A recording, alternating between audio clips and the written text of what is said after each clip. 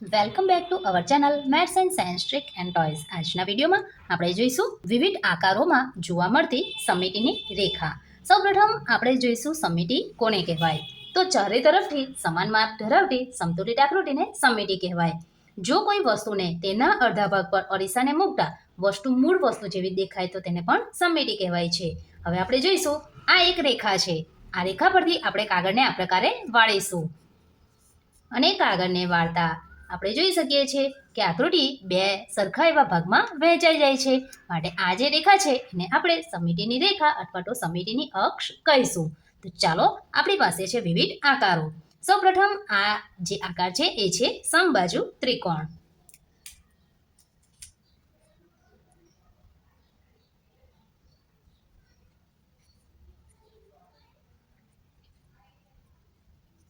તો અહીં સમબાજુ ત્રિકોણમાં આપણે શોધીશું સમિતિની રેખા. કુલ કેટલી રેખા મળે છે? તો સૌપ્રથમ અહીં આપણે જોયું છે કે અહીં આપણને સમિતિની એક રેખા મળે છે. ત્યારબાદ આપણે આ તરફથી વાળીશું તો અહીં સમિતિની બીજી રેખા મળે છે. ત્યારબાદ આપણે આ તરફથી વાળીશું તો અહીં સમિતિની ત્રીજી રેખા મળે છે. એટલે કે સમબાજુ ત્રિકોણમાં આપણને સમિતિની કુલ 3 રેખા મળે છે. કઈ રીતે તે આપણે વાળીને જોયું. હવે આપણે લાઈન કરીશું.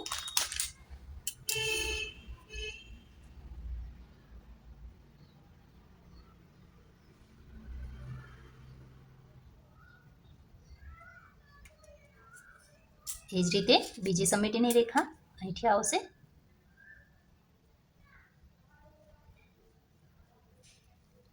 અને આ છે આપણી ત્રીજી સમિતિની રેખા.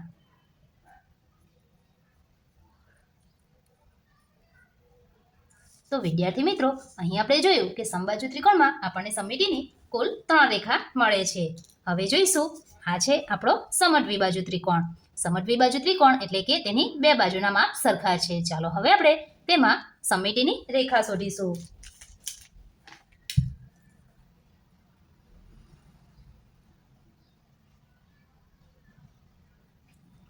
તો સૌપ્રથમ અહીં આપણે આ પ્રકારે ફોલ્ડ કરીશું. તો આપણે અહીં જોઈ શકીએ છીએ કે બે સરખા ભાગ જોવા મળે છે, અથવા તો આપણે એ પણ કહી શકીએ કે એક ભાગ ઉપર બીજો ભાગ બંધબેસતો આવે છે. તો અહીં આ સૌપ્રથમ આપણી એક સમિતિની રેખા અથવા તો સમિતિની અક્ષ થશે.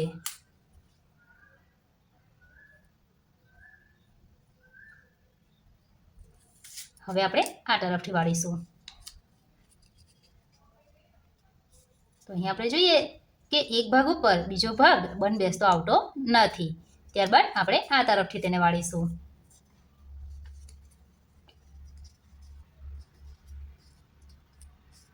તો અહીં પણ આપણે જોઈ શકીએ છીએ એક ભાગ ઉપર બીજો ભાગ બંધબેસતો નથી આવતો. માટે સમદ્વિબાજુ ત્રિકોણમાં આપણને સમિતિની એક જ અક્ષ મળે છે. માટે અહીં આપણે લખીશું 1. ત્યારબાદ આપણો આકાર છે લંબચોરસ.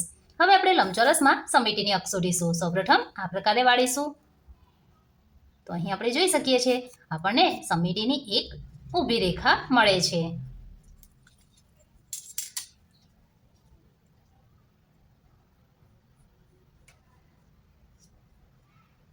ત્યારબાદ આપણે તેને આ પ્રકારે વાળીશું તો આપણને સમિતિની એક આડી અક્ષ મળે છે.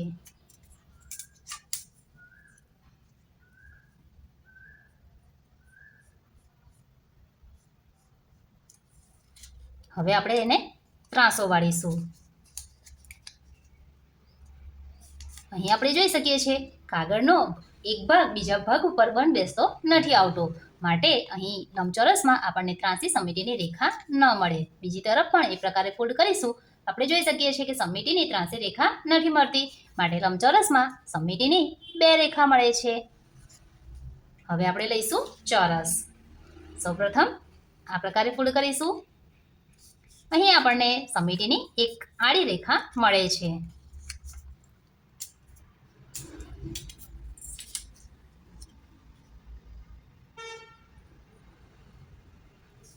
હવે આપણે આ પ્રકારે ફોલ્ડ કરીશું તો અહીં આપણને આ એક ઊભી સમિતિની રેખા મળે છે.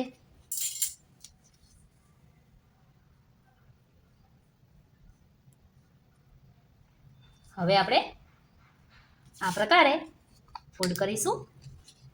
તો અહીં આપણે જોઈ શકીએ છીએ એક ભાગ ઉપર બીજો ભાગ બંધબેસતો આવે છે, માટે ચોરસમાં આપણને ત્રાસી સમિતિની અક્ષ પણ મળે છે. એટલે આપણી ત્રીજી સમિતિની અક્ષ છે, જે આપણે દોરી દઈશું.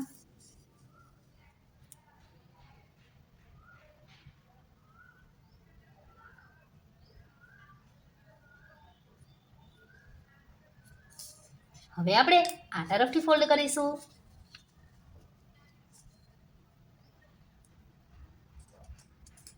તો અહીં આપણે જોઈ શકીએ છીએ સમિતિની અક્ષ મળે છે, માટે આપણે અહીં પણ લાઈન કરીશું.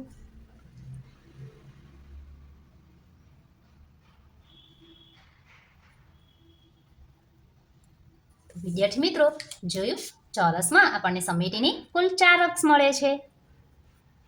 હવે બીજો આકાર લઈશું, એ છે પંચકોણ. પંચકોણમાં 5 બાજુઓ છે. જેમ ચોરસમાં 4 બાજુ છે, તેમ આ પંચકોણમાં 5 બાજુ છે. હવે આપણો જે આ પંચકોણ છે એ નિયમિત પંચકોણ છે, એટલે કે એની દરેક બાજુનું માપ સરખું છે. હવે આપણે તેમાં સમિતિની રેખા શોધીશું. તો અહીં આપણને એક ઊભી સમિતિની અક્ષ મળે છે. આપણે તેને દોરી દઈશું.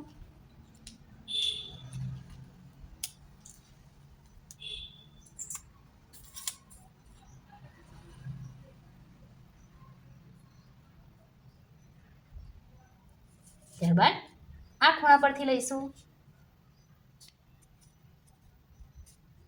અહીં આપણે જોઈ શકીએ છીએ આપણને સમિતિની બીજી અક્ષ પણ મળે છે, માટે આપણે એને લાઈન દ્વારા દર્શાવીશું.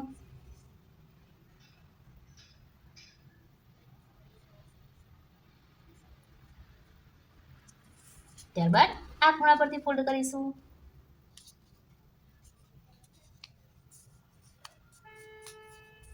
અહીં જોઈ શકીએ છીએ આપણને ત્રીજી પણ સમિતિની અક્ષ જોવા મળે છે.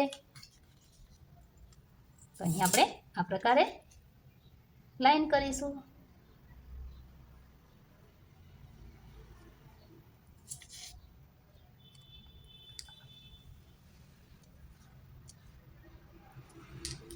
હવે આપણે અહીંથી આ પ્રકારે વાળીશું. અહીં આપણે જોઈ શકીએ છીએ સમિતિની અક્ષ જોવા મળે છે, માટે આપણે ત્યાં લાઈન કરીશું. અને અંતે આપણે ગણીશું કે આપણને સમિતિની કુલ કેટલી અક્ષ મળે છે. ત્યારબાદ આપણે અહીંથી ફોલ્ડ કરીશું. અહીં આપણે ખાસ યાદ રાખીશું, દરેક ખૂણા પરથી આપણે સમિતિની અક્ષ દોરીશું તો આપણું કામ ખૂબ જ સરળ બનશે. અહીં પણ આ ખૂણા પરથી આપણે ફોલ્ડ કરીશું. તો અહીં આપણે જોઈ શકીએ છીએ આપણને સમિતિની અક્ષ મળે છે, માટે આપણે એને આ પ્રકારે દર્શાવીશું. તો આપણો આ નિયમિત પંચકોણ છે. નિયમિત પંચકોણમાં સમિતિની આપણને કુલ 5 અક્ષ અથવા તો 5 રેખા જોવા મળે છે. તો અહીં આપણે લખીશું પંચકોણ 5. હવે આપણી પાસે નવો આકાર છે, જે છે ષટકોણ. સૌપ્રથમ આપણે આ પ્રકારે એને વાળીશું. આ પણ નિયમિત છે, એટલે કે બધી બાજુનું માપ સમાન છે. જો નિયમિત પંચકોણ અથવા નિયમિત ષટકોણ ન હોય તો સમિતિની 5 અથવા 6 રેખા ન મળે. અહીં 2 સરખા ભાગ થાય છે. અહીં ટૂંકમાં આપણે કહીએ તો જેટલી બાજુ હોય એટલી આપણને સમિતિની અક્ષ મળે. પંચકોણમાં 5 બાજુ માટે સમિતિની 5 અક્ષ, પરંતુ એના માટે આકાર નિયમિત હોવો જરૂરી છે. હવે આપણે આ પ્રકારે ફોલ્ડ કરીશું. દરેકમાં ખૂણાઓ પહેલા ફોલ્ડ કરીશું. આપણને સમિતિની અક્ષ મળે છે.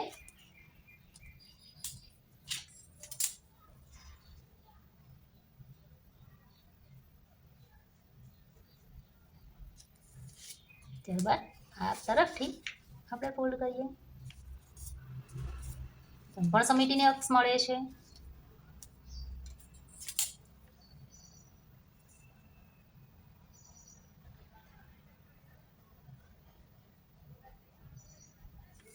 હવે આપણે બાજુ પરથી ફોલ્ડ કરીશું, જેમ કે આ બાજુના મધ્ય ભાગમાંથી. તો આપણને સમિતિની અહીં પણ અક્ષ મળે છે.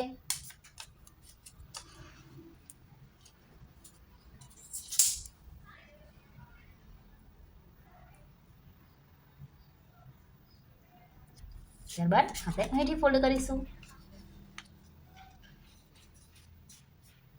તો અહીં પણ આપણને સમિતિની અક્ષ મળે છે.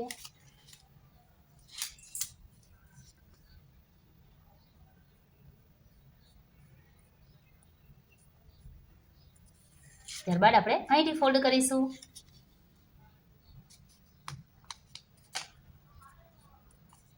તો અહીં પણ આપણને સમિતિની અક્ષ મળે છે.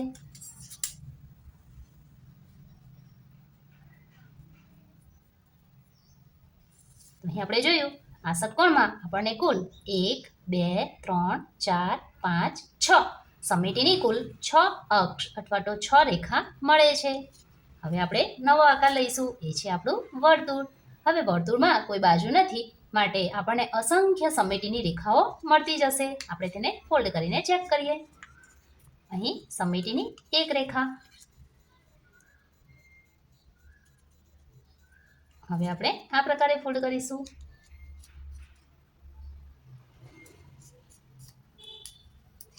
અહીં આપણને મળે છે સમિતિની બીજી રેખા. અહીંથી ફોલ્ડ કરીશું.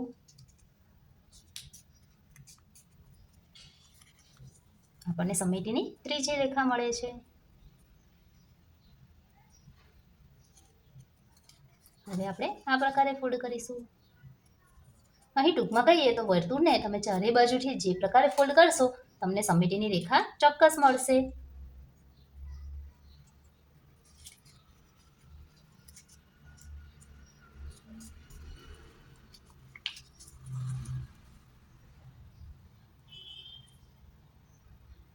તો અહીં વર્તુળમાં સમિતિની અસંખ્ય રેખાઓ મળે.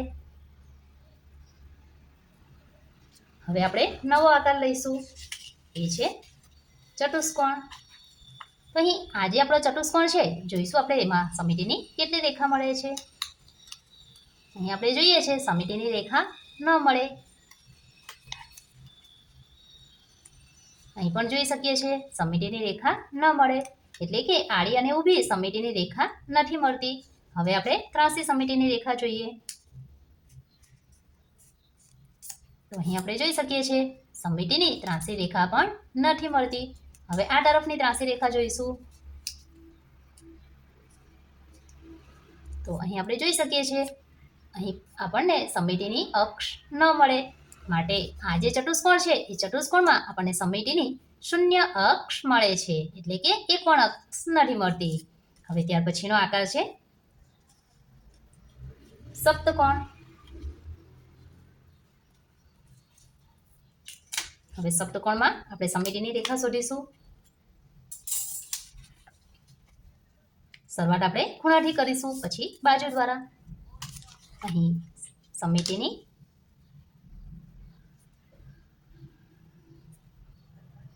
એક અક્ષ,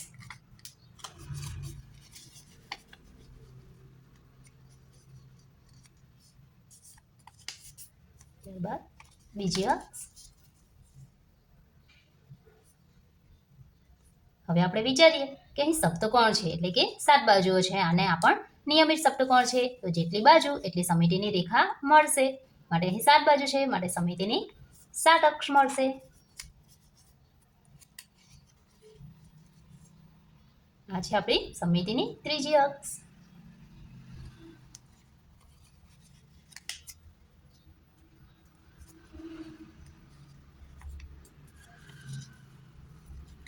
અહીંયા છે આપણી સમિતિની ચોથી અક્ષ.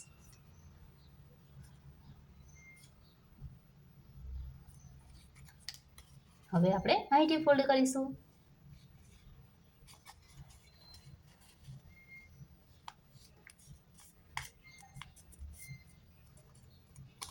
તો અહીં આપણને સમિતિની રેખા મળે છે, જે છે આપણી સમિતિની રેખા નંબર 1 2 3 4 5. હવે આપણે આ પ્રકારે ફોલ્ડ કરીશું અહીં વચ્ચેથી.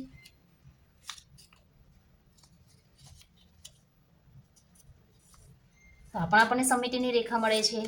આ છે સમિતિની રેખા નંબર 6.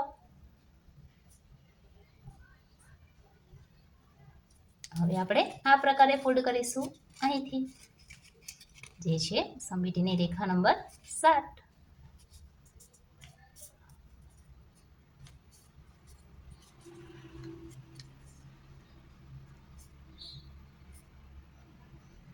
અહીં આપણે જોઈ શકીએ છીએ આપણને 7 સમિતિની રેખા મળે છે. ત્યારબાદ બીજો આકાર છે અષ્ટકોણ, 8 બાજુ અને 8 નિયમિત અષ્ટકોણ છે. હવે આપણે સૌપ્રથમ કોઈ પણ ખૂણાથી સમિતિની રેખા શોધવા પ્રયત્ન કરીશું. આ છે સમિતિની રેખા નંબર 1.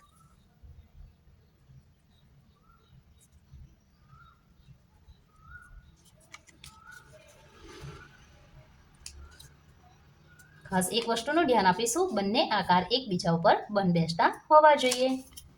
સમિતિની રેખા નંબર 2.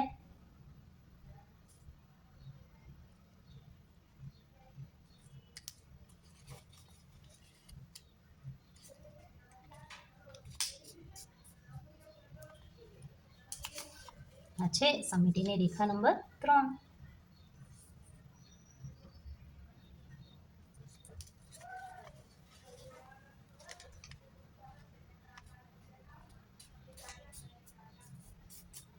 આ છે સમિતિની રેખા નંબર 4.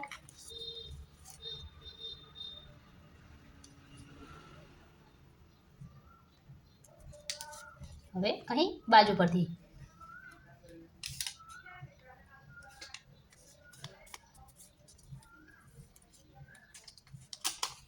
8 હશે આપણી સમિતિની રેખા નંબર 5.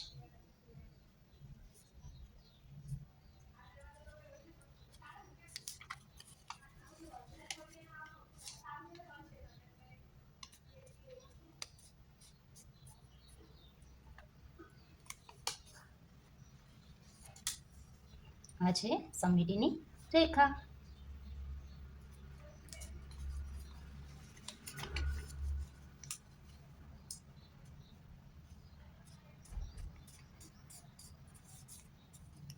આ પણ સમિતિની રેખા મળશે.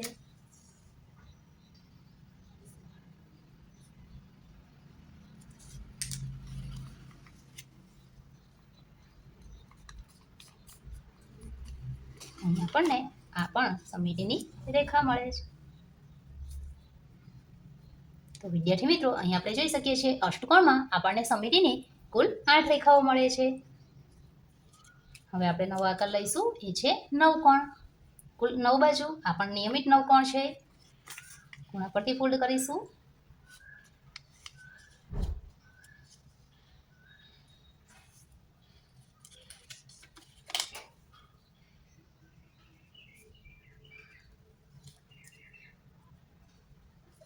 સમિતિની રેખા નંબર 1.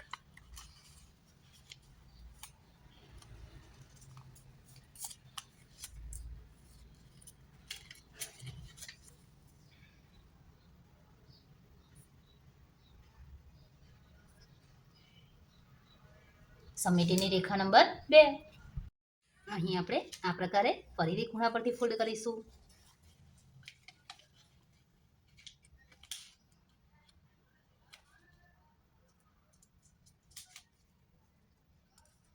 અહીં પણ આપણને એક સમિતિની અક્ષ જોવા મળે છે. સમિતિની અક્ષ નંબર 3.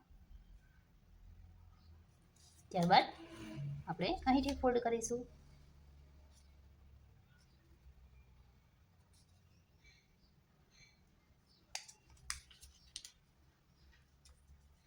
અહીં પણ આપણને સમિતિની અક્ષ જોવા મળે છે. સમિતિની અક્ષ નંબર 4.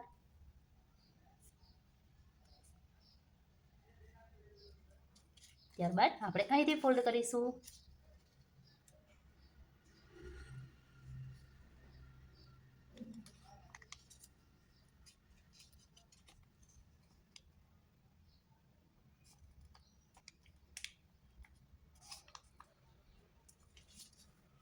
સમિતિની અક્ષ નંબર 5.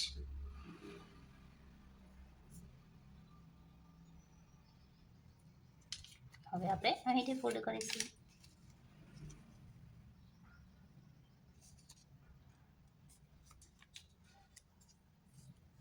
સમિતિની અક્ષ નંબર 6.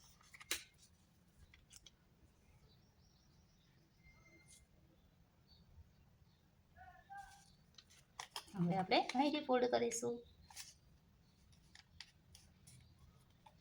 સમિતિની અક્ષ નંબર 7.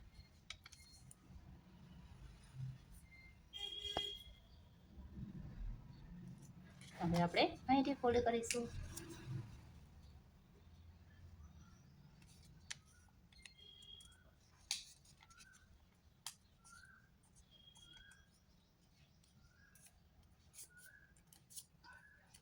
સમિતિની અક્ષ નંબર 8.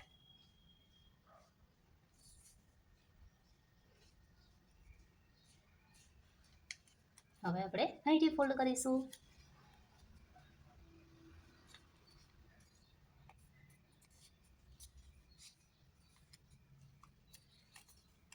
સમિતિની અક્ષ નંબર 9. તો વિદ્યાર્થી મિત્રો, અહીં આપણી પાસે આ 9 કોણ છે, જેમાં આપણને સમિતિને કુલ 9 અક્ષ મળે છે.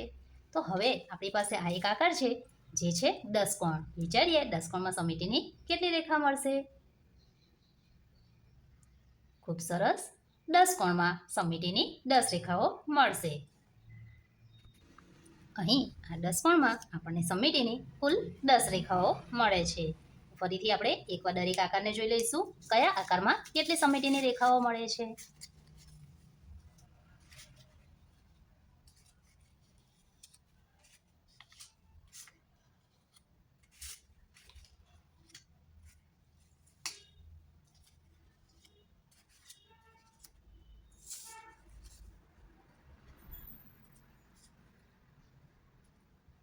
જો વિદ્યાર્થી મિત્રો તમને આ વિડીયો ગમ્યો હોય તો ચેનલની નીચે રહેલ લાલ રંગના સબસ્ક્રાઇબ બટનને ક્લિક કરશો. બાજુમાં રહેલ બેલ આઇકન પર ક્લિક કરશો, જેથી નવા વિડીયોની નોટિફિકેશન તમને ખૂબ જ ઝડપથી મળી રહે અને મિત્રોને